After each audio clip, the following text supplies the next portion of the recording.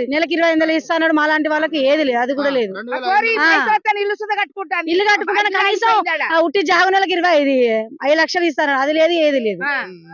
మేము ఎట్లా బతకాలో ఏం కథ.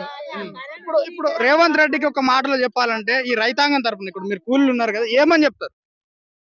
ఆయన ప్రభుత్వం మంచిగా లేదు, ఆయన పరిపాలన మంచిగా లేదు.